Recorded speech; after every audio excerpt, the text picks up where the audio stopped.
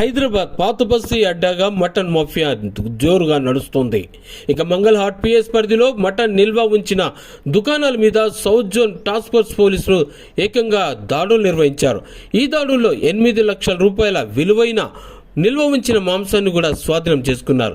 ఇటుగా A to Z mutton షాపులో సైతం మాంసం నిల్వ ఉంచినట్టుగా పోలీసులు సమాచారం తెలుసుకొని దాడులు చేస్తే నెలల తరబడి మటన్ నిల్వ ఉంచినట్టుగా గుర్తించారు.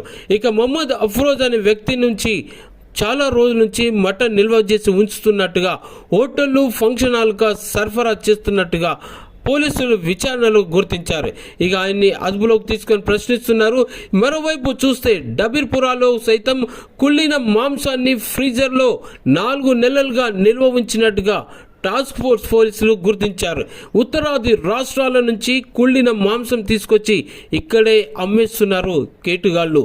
ఇక డబీర్పురాలో 2 క్వింటాల కుళ్ళిన మాంసాన్ని పోలీసులు గుర్తించారు.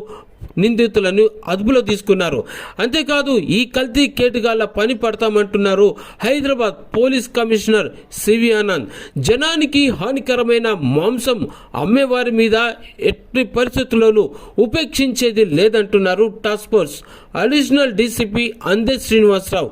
ఇక దుకాణాల నుంచి మాంసం కొనుగోలు చేసే ముందు అది ఎక్కడి నుంచి వచ్చింది, సరైన ప్రమాణాలతో ఉందా లేదా అని ప్రజలు తెలుసుకోవాల్సిన అవసరం ఉందని అంటున్నారు పోలీసులు.